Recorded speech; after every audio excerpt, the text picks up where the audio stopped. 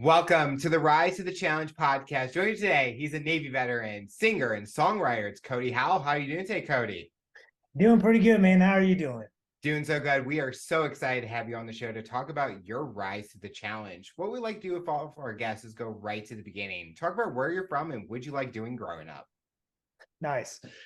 All right, so I'm from Parsons, Kansas, southeast Kansas. It's right next to, Oklahoma and Missouri, just down there in the corner. So I was like homeschooled growing up and everything. Mainly what I did growing up was like I'd get my school done early and then just go out and skateboard, man. I like to skateboard a bunch. We did a little bit of riding around uh bicycles and stealing apples out of the neighbor's yard down the road. you know, some green apples and stuff. And then there's a little creek, Labette Creek, that we'd go down into and hang around. And then yeah, man, that was young days. And then yeah, getting up. I need to actually punch in a few of those on my the social media stuff, don't I?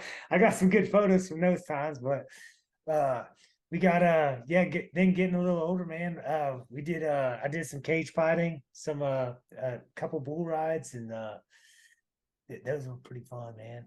Would But you say you were more of a daredevil when it comes like the very activities that much. you talked about, like skateboard? I mean, I did scootering when I grew up because I couldn't do any tricks, but I'm just like scootering all over the neighborhood. You But you talked couldn't. about skateboarding, bicycling, then we go to cage fighting and bull riding. Like, was that kind of your personality? Was that kind of daredevilish, like the extreme sports and activities? Yeah, kind of. It was like I felt like oftentimes the closer I was feeling like I was closer to death, the more like, whoa, you know. I was like, adrenaline junkie, I guess, or I don't know what you'd call it, but uh yeah, man, it's like so let me pause real quick. The, so you didn't do no tricks on the scooter? You didn't even do the little Oh, I ride it and then tried. step down and do a little flip. I tried. I just would fall every time I did something. Like I would try to do like the you jump up and you spin the base of it around while you're jumping in the air. Yeah. Up, I fell. Like, but I still tried. I mean, I wish I could have done something, but just never could. Now it makes me want to go get a scooter and just to go try now to see if I can do it. See, yeah, dude, maybe now you can, man. We did I remember like at the skate park because I was like, oh, like 12 years old or something, maybe 11.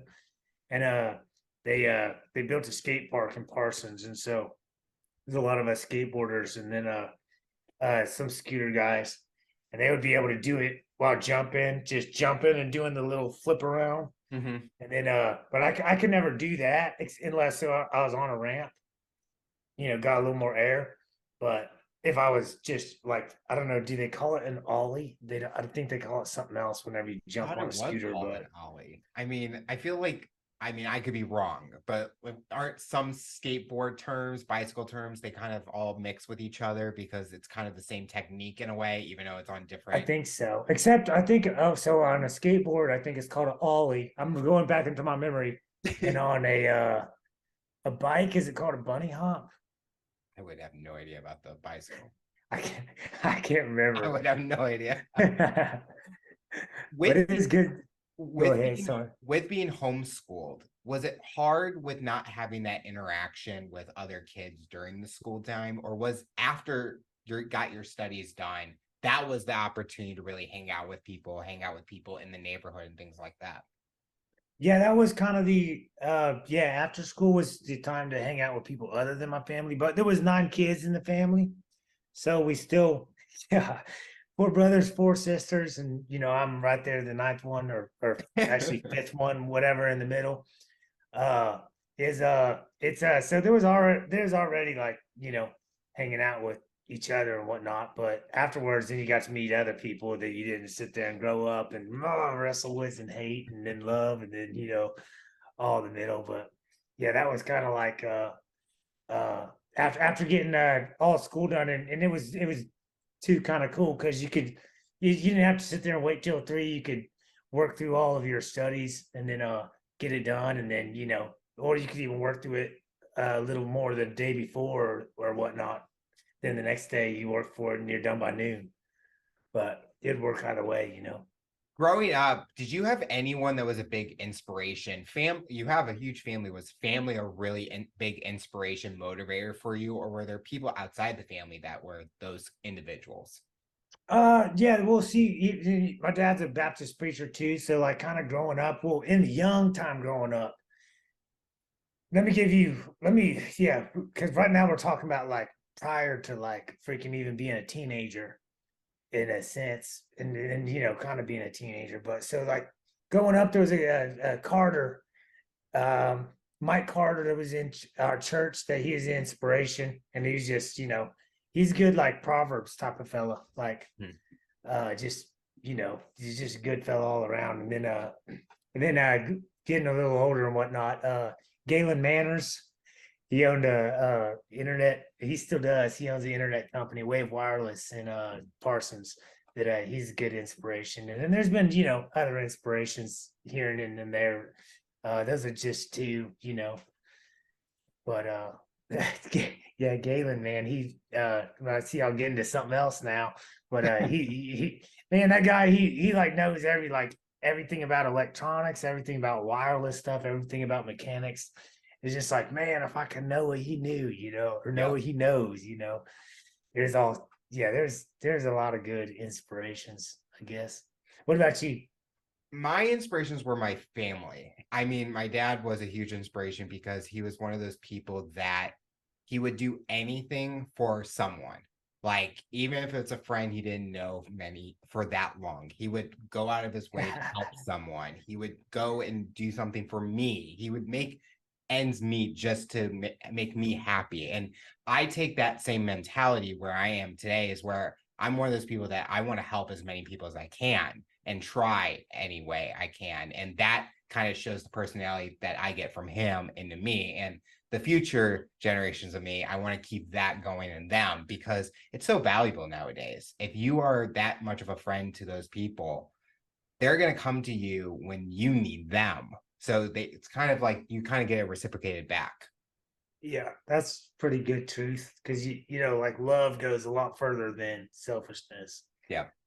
You know, that's good, man. And it's like our family, man, we was all, but there are so many of us, man. We just got tired of each other like so much, but we love each other. We just get so, it's like bicker, argue, and then okay, I have yeah, or got you. We always had each other's backs, but just a lot of, you know. Bless my mom's heart too, man. She took care of 9 of us, dude. And my dad as well. He's taking care of us and the people at the church and everybody else. So that's cool. But yeah, man, that's With where you are today as a singer, was music a big part of your life growing up? Did you have like genres or artists that you enjoyed listening to prior to becoming an artist today? yeah. So part see Baptist. My dad's a Baptist preacher. Slipping up on my words, but so like a lot of it we was like allowed to listen to, like hymnals, and then like really old like 40s or 30s country. Okay. So it was kind of like either real old country or kind of hymnals. And I did song leading at the church, amazing, uh it was so kind of got inspired by a lot of the older stuff too, like for example, would be like clippy clopping over mountain range, seems to sound on there. Mule Train is uh and then kind of hymnals and stuff. It wasn't until I kind of was in like maybe 16, 15 or whatever, I kind of started working and whatnot, that I kind of got to hear more of like like newer country music. And then it was kind of cool. I was like, oh man, that's cool. So then like uh Brooks and Dunn, and uh like man, that was just like some cool music, man. And like I was like, man, that that's when it kind of came into me a little bit. Like it just like the wind just like gusted in. I was like, man, that's freaking. I think I might want to do something like that.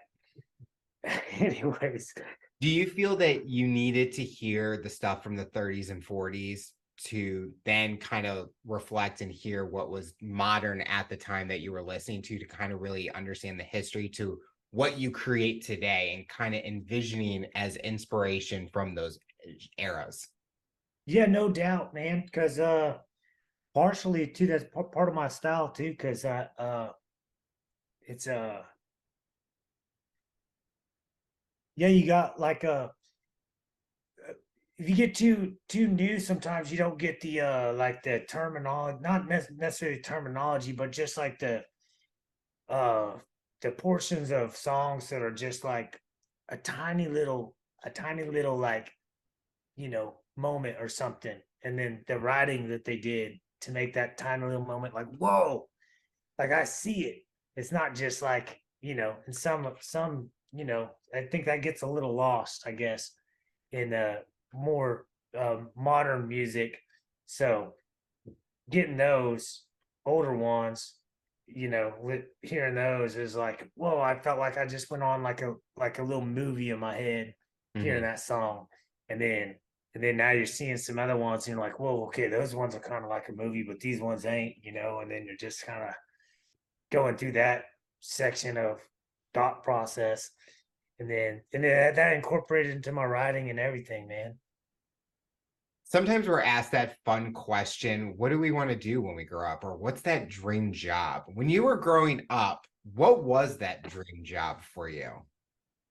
This is a good one, man. Cause okay, so uh since I was about 16, it's been music. But prior to that, when I was like 7 or 8, 9, me and my younger brother Grady, we had animals, little animals, and we had a bunk bed, and we used to stand on the side of the bunk bed like we're riding in a trash truck, and then we'd hop down and grab the grab the animals and chunk them in the bunk bed like we was a trash bin, man, because we'd always every Thursday when the trash bin would come around, we'd run outside to watch them because they were like, I mean, we're like little scrawny kids, and they're just like, picking up the trash can or the trash bags with one hand, and like just chunking them in. And meanwhile, when we took them out there, we were like, putting them on our back to try to bring them out there. And so like whenever I was like 8, I aspired to be a trash man.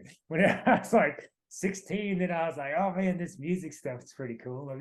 I kind of, somewhere in the process. Oh, and a firefighter. We used to, me and Grady, same thing. We used to dress up in, because the little like not like the little army men with Mhm. the little they got a little flat thing like in a Toy Story, little army men guys. Well, they had little firefighter guys like that too. So we used to dress up in just blue jeans and a white t-shirt and tuck our shirts in and just like play like we was fighting. Well, It's duh. see, now you just need to get a promotion with like waste management and just say, hey, can I do a promo video for you? So you just be on the back of the truck and then you're just like grabbing and be like Just living, talking. living my dream of an 8-year-old right now. Man, dude, if we would have had video cameras back then and freaking been able to video us taking that, and then I could do that now and then grab a bag and chunk it in, man, and put it back to back. That'd be freaking hilarious. But yeah, no, maybe that is something for the future. Just being like, You're gonna remember this interview, and if it does happen, we would be like, "Well, I sparked the idea." I mean, I'm yeah, gonna get like 1% credit of the idea of you doing that. be So like, we need Alex over here. Get over here. I have to call it Grady. Nobody in there. So in your path, we kind of mentioned at the beginning as being in the Navy. Talk about how did that opportunity come about and what was the reason behind wanting to do that? Yeah, so I was working with Galen Manners, the guy that I said like owns Wave Wireless. So I worked there. And just in the process of working there, man, I was like going to college for audio engineering. And I was like, I was just like, man, I'm either gonna go to Nashville right now and chase that dream, or I'm gonna go to like serve my country first. And I'd even talked to him about that as well. Uh, and then because my mom's real patriotic, and my whole family is, but yeah, I was just like I kind of just in talking to Galen Manners about all that and everything. I was like, uh, yeah, I need to go do it while I'm still young. Like I need because otherwise I don't want to get old and then be like, man, I wish I would have served my country, And Mhm. I was like, I need to give my portion to the country. So that, that's kind of where the idea kind of sparked out of. I guess it's the idea sparked from my mom, and then and then yeah, but then it was talked through, and then I was like, okay, well, after I graduate college, I'm gonna go to the military before I go to pursue my dream. What was the biggest thing the Navy taught you about yourself? Ooh, that's good. Okay, so I would say patience, and then yeah, yeah, definitely. Yeah, have to be patient. Just because there's so much crazy stuff, man. Like, and even some of the people, it's just nuts. Anybody else in the military probably Yeah. know right off. Dang, yeah, you gotta require a lot of patience. Uh, it's like there's a saying too: hurry up and wait, and then hurry or stand by to stand by. That's another saying in the military that yeah, you just gotta. I mean, it's because everything sounds like really upbeat and all the time and everything, going, and then but when you're in there and everything, like you're like prepping. There's so much prep to get it done, and that just is like sometimes you're like, but you end up getting used to it, and then and then when that moment does come, you're like, dang, that was worth it. That was cool. Yes, I'd say patience, I think. Do you Man. feel that you were fully prepared for everything you experienced in the Navy? Or do you feel that like it's kind of like a what if? Do you think you could have prepared before you went in? Because sometimes we hear about all the training, the pre stages before people get into the military. But do you feel that you were prepared in different ways for it, but it really kind of taught you new things during the time? Um, I guess I would say like prepared before, like would be like the same type of thing. Like so like I think like being homeschooled and not being homeschooled, like you get prepared in other ways. Not being homeschooled, you get prepared in other ways, being homeschooled, just in different aspects. And so there was some ways I was very well more prepared than other people.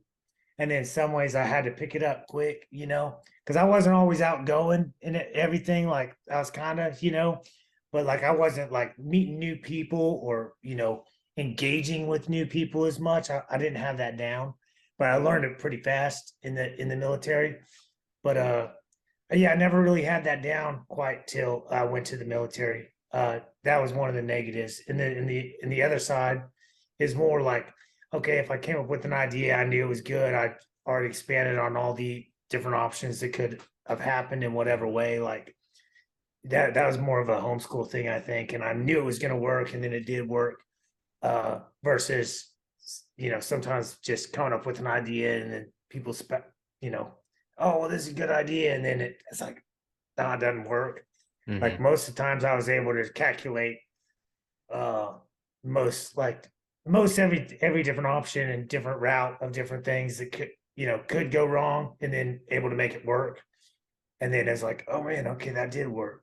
That what other people would say. So I think there was, and then just having um good uh good grounding, you know, you know, I think that helped a lot. So I think that yeah, that kind of was good, man. I don't know. Did I don't I haven't checked it, or I haven't really looked. Did you serve and everything?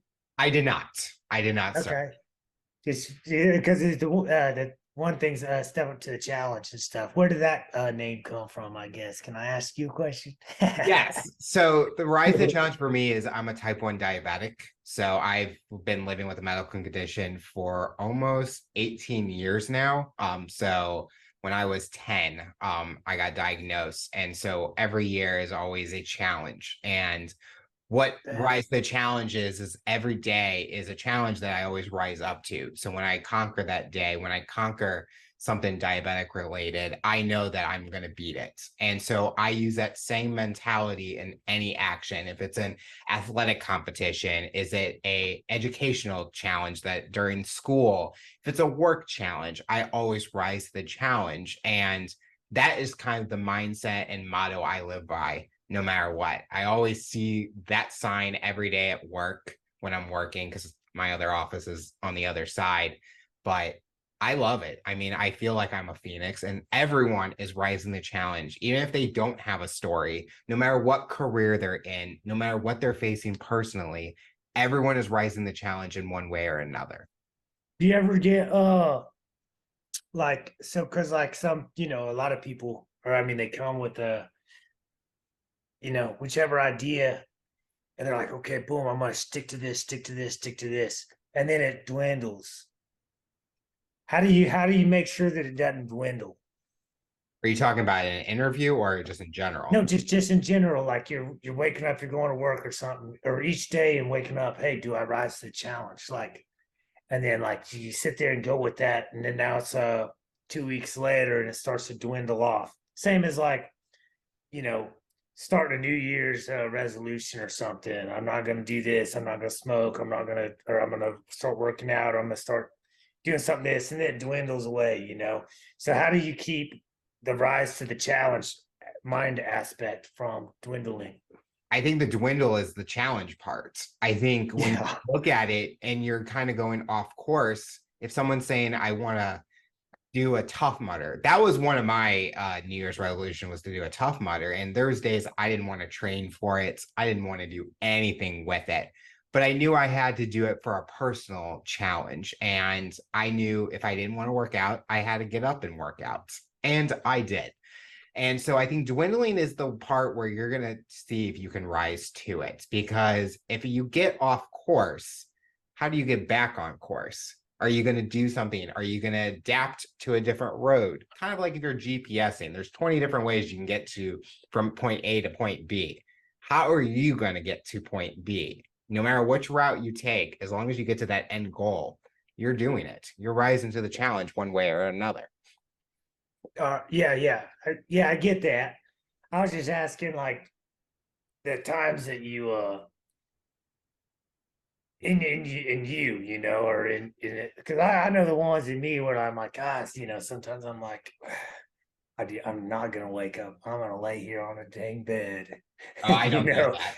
I'm So I what? How do you get over that? Is what I'm saying. How does I your just get brain I just do work and it. do it? I mean, I just tell myself you're gonna get up and do it. Like I get up at 5 a.m. to do workouts now. I hate it, but I know that I don't get the best effort in other parts of the day that I know if I get up at 5 a.m., I can say I did my workouts and I can enjoy the rest of the day. So telling myself to do it gets me to go and do it. Other people have their own Mm, ways of doing it, yeah. but I tell myself I'm going to do it because I'm doing what's best for me. I got a couple. So like some of mine, where I'm like, I don't want to do this, man. It's gonna suck because I'm seeing too much of the big picture. Mhm. So then I give myself a reason to succeed. So instead of just seeing the whole picture, I'll be like, well, you know what? I'll just get up out of bed. I'll move to the couch and I'll open my laptop. You know, like I just make this task so minute that it's so easy to do. So that you just make a reason to succeed. Because I think a lot of people they're always fighting with their own things in their head, their own different problems, their own uh and it comes down for me, it definitely comes down to very like minute processes in my brain where I'm like, I'm like, oh man, my shoulder's just messed up right now though. Should I give it rest? And maybe I can still, but maybe I could get rest while I'm still, because obviously after a day of hard work and everything too, like I mean, people are still like, man, my body's hurt. How am I going to get up and continue this day and then Mhm. also do what my own goal is? Especially people working 9 to 5 and everything, doing the same. They're like, and so they're doing this, and then they're trying to also do their own goal. And it's like, okay, how do you do that? So in my head, I guess I give up like a little minute way to succeed. I don't know if that makes sense or not. I was just asking, Oh, it if, does. if you ever go through that or anything like that, or if you just if it's just a turn on that you made a habit in your head, because that's there's a few things I've done that way as well. I just do it. Like I try not to use excuses. But during the time of being in the Navy, how long were you in there and when did you know you're ready for the next chapter in your life? So I was like, so I was in there. I went to boot camp, then came out, went to uh, Fort Meade, Maryland for C school for mass communication, and then got put on Carl Vinson and the ship life. That sucked. Just straight up. It was you just living on a ship. Then we went overseas for 10.5 months or 9.5 months, whatever it was, to the Arabian Gulf. We was bombing ISIS, just every day, and it's just like, I mean, for a whole year, pretty much a whole year of my life, not quite a whole year, but you're just living out there in the dang. I don't know if I'm allowed to cuss on here, but living out in the dang ocean, uh, and yeah, it's crazy, man. That was like I wanted to get out of the Navy. I was like, nope. I like after this, after these many years, I'm getting out. And then I got a phone call was on Thanksgiving. Hey, da da da. You want to come over and to like be support the special operations community side? And I was like, okay, cool. That'll be all right. And I was like, yeah, maybe I'll try that because it was like a give and get. So I could get off the ship like 1 year sooner, but then I'd also have to sign for 2 more years. So I was like, I really want to get off this ship because this sucks. But I really enjoy the people too, as much as some of us big, if you're on a ship and you're overseas for 10 months, whatever it was, it's either 9.5 or 10.5. So I'm just gonna say 10. If you're overseas for 10 months with the same people, it's like the same working every day with the same people. You're doing 12 hours a day. And then Sunday's a holiday, which means you only have to work 6 hours that day. So you just, you're constantly working. And even if there's nothing to work on, there's just made up work, man. But anyhow, I was like, okay, I do want to go see what the other side, instead of the fleet side of the Navy is, what the other side is like. And so I decided to go do that. And I did that, and that was awesome. That was a lot of fun. But I whenever I first joined, man, it was just I wanted to join just to give my portion of my life to my country and then go do my dream. So I I went and I did longer than what I thought I'd do. I thought I was just gonna do 4 or 5 years, and then I ended up doing 7 years. And then I was just the dream man to what I felt like I was supposed to do was calling, man. It's just like, no, you need to get out, you need to get out, you gotta go do this, you gotta go do this. It's like because otherwise I think I'd have been just taking it, taking advantage, not taking advantage, but like I wouldn't be doing what I felt like I was supposed to be doing, if that makes sense. I don't know if that really makes sense, but makes sense to me. I don't know. What do you think? It's all your perspective when it comes to that. Like sometimes you lived that moment. I mean, some of us never were in those same situations, so you know when the timing is right. And you talked about how music was such a big dream of yours. When you knew that this was the next step, what was the first thing you were hoping to accomplish? Mm. Ooh, that's a good one. Okay, so then whenever music was my biggest next step, and I was getting out of the Navy. Yep. What was the one thing you wanted to accomplish right off the bat?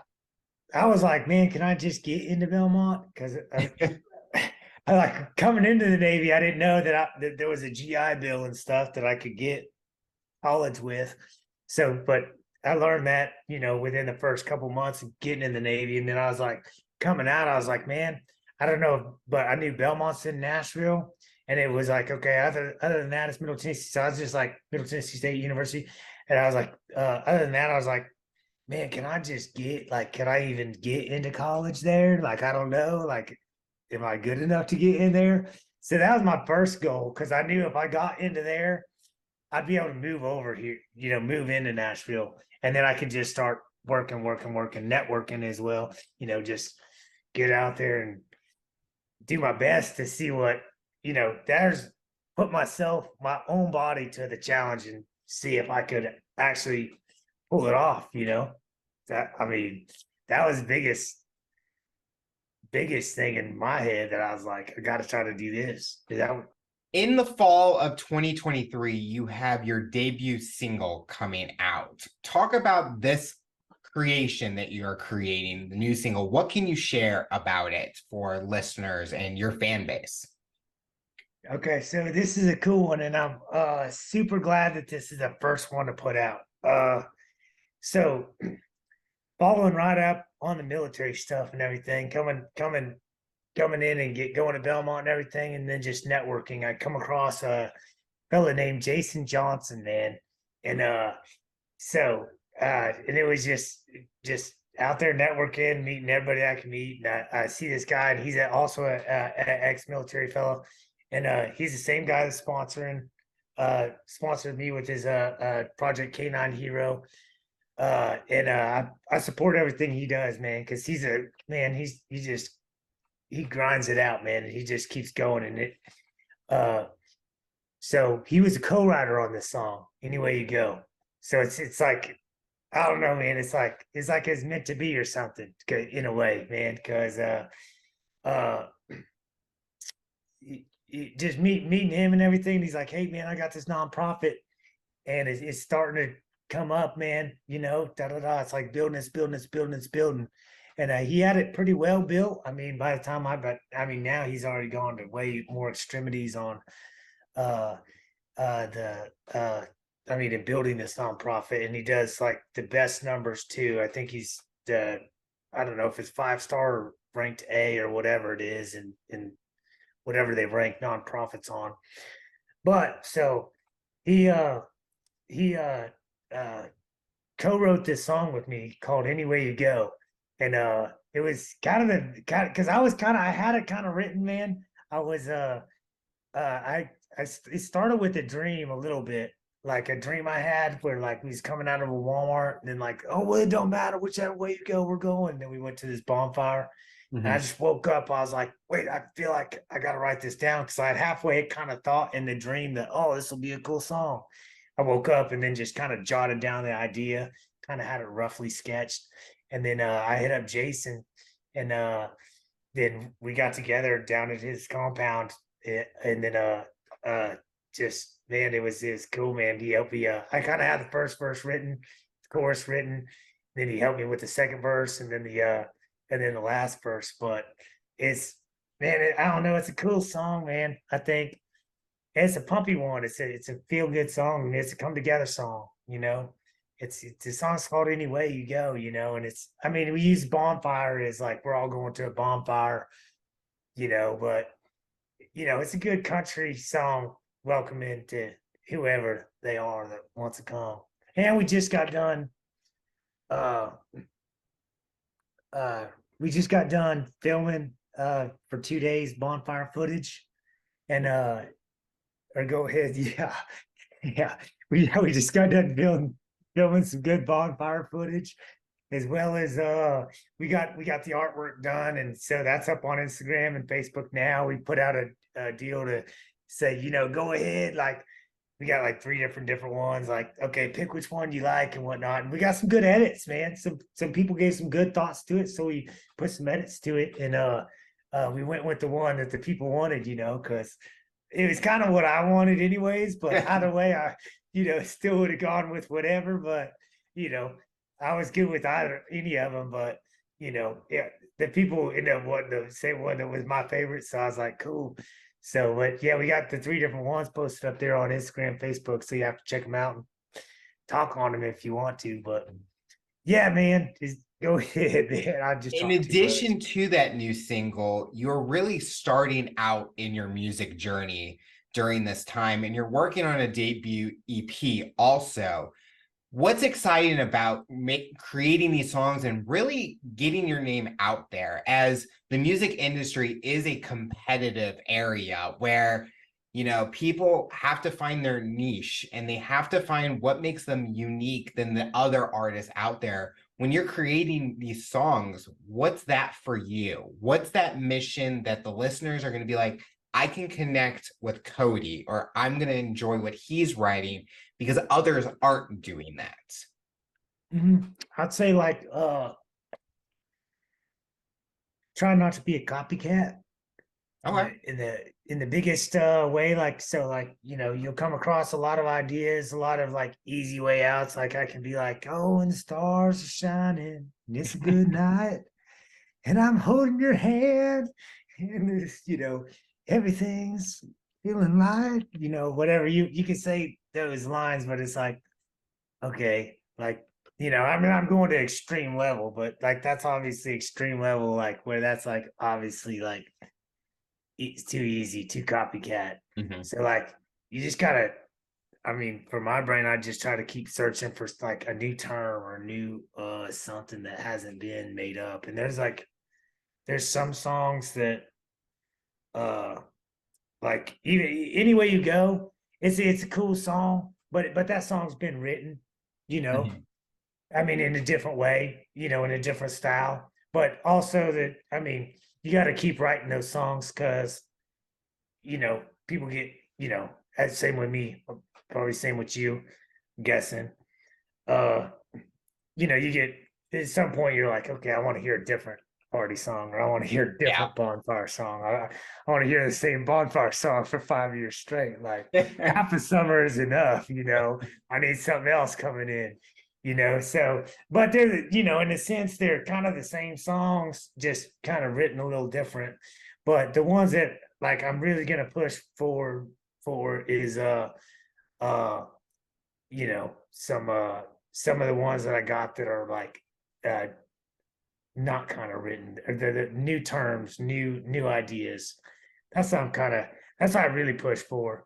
But you know, you get in this one's a any way you go is a good one because it adds in what we tried to do in this one is because you know the songs, the basic kind of aspects of the songs are, it's a party song, it's an upbeat song, it's a bonfire song, but we try to add in the different um, aspects of it that ain't normally used. So we got, doesn't matter how you come, you can come, and then just come on over here, just get here, man, And then we got a second verse is more about like, you can take your own road, just as long as you know, your own road ain't messing with other people's roads, get that freedom in there, baby.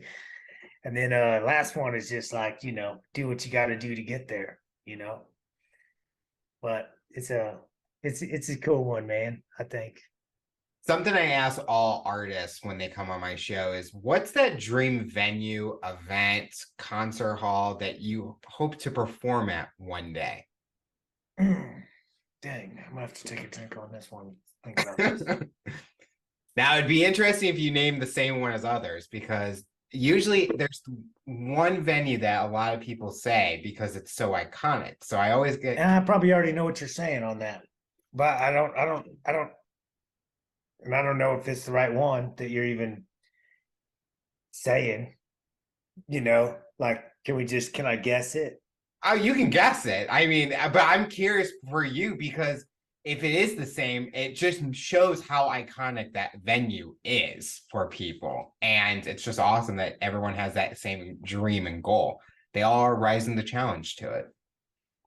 It's not. That's not what my brain thinks. A specific venue that I'd want to play at Or event. It doesn't have to be a specific venue. or event. I don't know, man. I don't think I have a. I don't think I ponder it, but I've never thought of it. I've never thought of something like that in that way. Because I'm not trying to just make up stuff. Because I like kind of just playing around a bonfire. Man, that gives me more stuff than. But I also haven't played at an event extremely big, so I don't know what that does either. Well, you So, will be one day. I know that for sure. well, You'll get there. Uh, it's oh man, dude, I don't think I have a. Oh, you know what? Maybe it's Red Rocks. Okay. What's special about that for you? It just looks cool. I haven't ever been there, but it just looks really cool. It looks like a really cool place to play. So if I had to say one, maybe that place would be really cool to play at. Looking at the future of your singing songwriting career, where do you see yourself in the next few years? What are you hoping to accomplish in that career? In the next few years. So yeah, okay. So I got this last year of school at Belmont University for music business. We just started school back up, so I got this last year to do that while I'm releasing my first EP. So I ain't going to be touring too much. Well, I'm finishing the last year, which may be a good idea, maybe a bad idea. I don't know. But either way, I'm just like, nope, let me go. Let me just a lot of times people want you to wait till you get out of college to start your music stuff. And I'm like, maybe I'm Nope. jumping the gun. I'm like, nah, let me just start doing this. So, and I'm trying to set up for like the full album release to be kind of like, a few months before I graduate. But and then I'm already working on what my songs for the next album is going to be, and like and then yeah, just after I get out of college, I just want to push everything I can into what I got going on, and then also get like more creative because there's only been like actual like creative that hasn't been copycatted. Like that's a really really hard thing to do. Like very very tough. You're I didn't even want to call myself an artist till I had like three or four actual brand new ideas under my belt, and I got those, so I think I call myself an artist now. But it's just because like I mean, an artist is if you're I feel like you're creating something brand new. You're bringing something new into the world that hasn't been here before, and so I just want to keep honing in on that creative aspect of my brain, and then pushing that out, whether it's in front of stadiums or whether it's in front of a bonfire crowd or just playing it for two people on my front patio or something. Like I'd be cool with it either way. The final question I'll ask you for someone that's listening to this interview based on your journey and experience, what tips or advice would you give them to overcome obstacles, accomplish their goals, and rise to the challenge? Ding. Okay. I gotcha. Yeah.